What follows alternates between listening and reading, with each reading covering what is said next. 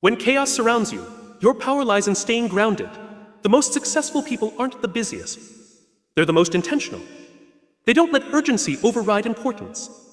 They build habits, not rely on motivation. Self-management means saying a no to what doesn't align with your values, even when it's tempting. It's holding yourself accountable when no one is watching. It's resting when you need clarity, not when you're burnt out. It's understanding that discipline isn't punishment. It's a form of self-respect. If you want to lead others, lead yourself first. Because before you manage a team, a business, or a vision, you must first manage your mindset, your time, and your energy. That's where true leadership begins. Not with control, but with responsibility. Self-management is about controlling responses, not external events. Life will always be unpredictable. Circumstances will shift. People will act in unexpected ways. And setbacks will appear when you least expect them. But the truth is, you have very little control over what happens around you. What you do have complete control over is how you choose to respond. That's where real power lies. Not in trying to shape the outside world, but in shaping your inner world. When you try to manage everything outside of you, you end up exhausted and reactive. You become a victim of your environment. When you take responsibility for your reactions, your thoughts, emotions, and behavior, you begin to shift from survival to intentional living. Self-management is not about pretending bad things don't happen. It's about choosing how you behave in the face of them. It's about recognizing that frustration, anger, or fear might arise. You don't have to act from them. You can observe them, process them, and respond with clarity instead of chaos. This ability is what separates those who grow from those who get stuck. Anyone can react. But responding with intention requires emotional intelligence, awareness, and self-discipline. When someone criticizes you, you can snap back or take a breath and ask if there's truth in their words. When plans fall apart, you can blame others or focus on what's still within your control. When you feel overwhelmed, you can drown in stress or step back, realign, and take the next right step. That's self-management in action. Over time, this discipline creates freedom. It allows you to stay grounded in the middle of pressure. It helps you make decisions from purpose, not panic. And most importantly, it empowers you to live in alignment with your values, regardless of the noise around you. You don't need to control the weather to adjust your sails. Likewise, you don't need to control people, events, or outcomes to live well. You just need to master yourself. And that begins by realizing that the greatest leadership you'll ever demonstrate is how you lead your own reactions. Intentionality beats busyness. Focus on what matters, not just what's urgent. In today's fast-paced world, it's easy to mistake movement for progress. Our calendars are packed, our inboxes overflow, and our to-do lists never seem to end. But the truth is, being busy doesn't always mean being effective. Busyness can become a distraction, a way to avoid what truly matters. It makes us feel productive while we drift further away from purpose. Intentionality is about choosing where your energy goes instead of letting urgency pull you in every direction. It's about identifying what aligns with your long-term goals and acting accordingly, even when it's not the loudest or most pressing thing in front of you. Urgency is deceptive. It demands your attention now, but it doesn't always serve your future.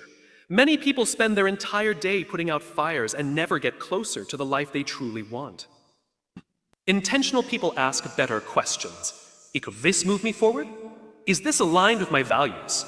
Am I doing this because it's important, or just because it's right in front of me? These questions separate meaningful action from noise. They help filter out tasks that feel productive but don't contribute to growth. When you live with intention, you're not just reacting. You're deciding. You're directing your energy instead of letting circumstances control your day. Living intentionally requires courage. It means saying no to distractions, turning down things that look good on the surface but don't add real value. It requires discipline to pause and prioritize before you act. It means protecting time for deep work, rest, and reflection, even when the world demands constant motion. Intentionality helps you invest in what compounds over time: relationships, health, skill building, and clarity of mind. The most successful and fulfilled people aren't the ones who are always the busiest. They're the ones who protect their time fiercely, who understand that doing less, but doing it with purpose, leads to greater impact. They've learned to trade speed for significance and urgency for depth. They know that if everything is a priority, then nothing truly is. Being intentional isn't just a strategy, it's a mindset. And when you adopt it, you begin to live by design, not by default. Build systems and habits instead of depending on motivation. Motivation is fleeting. It comes and goes, often showing up when things feel exciting and disappearing when challenges arise. Relying on motivation alone is like waiting for the weather to be perfect before going outside. You'll make progress only when conditions feel right. Growth, success, and discipline don't wait for inspiration. They come from consistency, and consistency is built through systems and habits. Habits are the invisible architecture of our lives. They remove the need to make decisions every single time because the behavior becomes automatic. You don't need to be motivated to brush your teeth every morning. You just do it. That same principle applies to your goals. If you want to write a book, get fit, grow your business, or develop a skill, the real game changer is building a system that makes the desired action repeatable, regardless of your emotional state. Systems are the structures you create to make success easier and more sustainable. They include your routines, your environment, your workflow, your planning methods. A good system doesn't depend on willpower. It makes the right thing the easy thing. For example, setting your workout clothes out the night before is a system. Blocking out time on your calendar for deep work is a system. Prepping meals on Sunday to eat healthy all week is a system. These actions don't require bursts of motivation. They operate on structure. When you remove the pressure to feel like it, you become more reliable. Stop waiting for the mood to strike and start becoming the type of person who shows up regardless. Habits built into your day create momentum. That momentum compounds. And eventually, what felt hard becomes your new normal. People often chase motivation because it feels good in the moment. Motivation is just a spark. It can start a fire, but it can't keep it burning. Systems and habits are the wood and oxygen that keep that fire alive long term. They provide stability when emotions fluctuate and clarity when life gets chaotic. If you want real results, stop asking how to stay motivated. Start asking how to build better habits and systems. That's where transformation begins. Say a no to distractions and stay aligned with your values. Every day, countless things compete for your attention. Notifications, social media, endless tasks, and people's expectations. Distractions don't always look like obvious time wasters. Sometimes they appear as opportunities, urgent requests, or things that feel productive but actually pull you away from what truly matters. The ability to say no is not about being rude or uncooperative. It's about being clear on what deserves your energy and what doesn't. When you don't learn to say no, you end up saying yes to everything. And when everything is a yes, your time becomes fragmented, your focus scattered, and your progress inconsistent. You can't be present or effective when your attention is constantly being hijacked. That's why protecting your focus is not just a productivity tactic, it's a values-driven decision. Every time you say yes to something, you're also saying no to something else. Are you saying yes to what's urgent or to what truly aligns with your values? Your values are your compass. Your values are your compass. They define who you are, what you stand for, and what kind of life you want to live. But if you're not intentional, distractions will slowly pull you away from them. You might value health, but endless scrolling eats into your sleep. You might value growth, but constant busyness leaves no room for learning. Staying aligned with your values requires awareness and discipline. You must constantly ask yourself, is this helping me become who I want to be? Saying no isn't easy, especially when you fear missing out or disappointing others. But every strong boundary you set is a step towards self-respect. It's a declaration that your life is not on autopilot. It's a conscious choice. When you stay true to your values, you build integrity within yourself. You feel more grounded, more confident, and more in control of your direction. It's not about shutting the world out. It's about choosing what gets in. In a world full of noise, the most powerful move you can make is to focus on what truly matters. Truly matters. Distractions will always exist, but so will your ability to choose differently. Say no, not out of fear or rejection, but out of commitment to the life you actually want to live. Discipline is a form of self-respect, not punishment. Many people associate discipline with restriction, control, or something negative, like being forced to follow strict rules or give up freedom. But real discipline is not about punishment. It's about choosing yourself. choosing yourself. It's the decision to honor your goals, values, and long-term well-being, even when it's uncomfortable or inconvenient. Discipline is a daily act of saying, I deserve better, and backing that up with consistent action. When you're disciplined, you show up even when motivation is low. You make the hard choice today so your future self doesn't have to suffer. You keep promises to yourself not because someone is watching, but because you respect your own word. That's not restriction. That's empowerment. Discipline builds confidence. It's what allows you to trust yourself. Each time you follow through, you reinforce the belief that you're capable and reliable. You no longer depend on external rewards or approval. You act because your values matter more than your mood.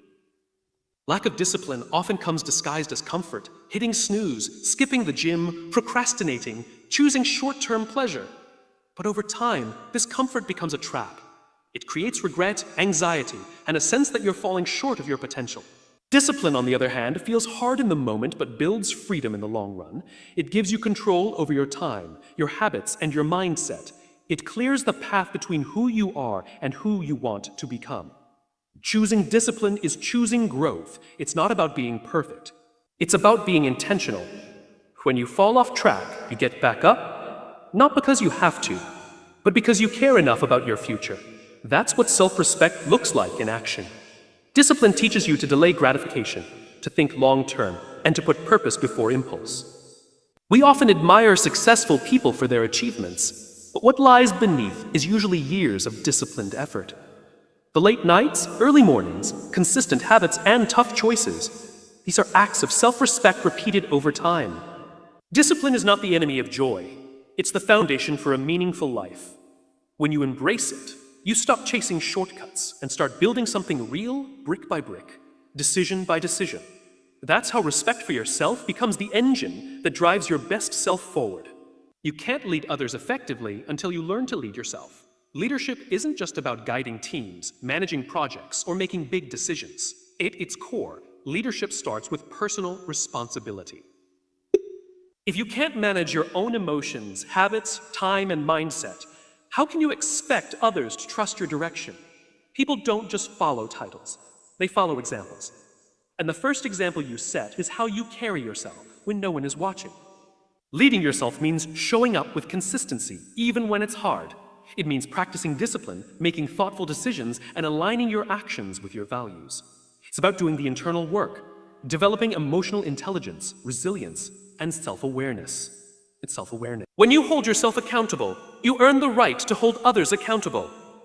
When you communicate clearly with yourself, you learn how to communicate clearly with others.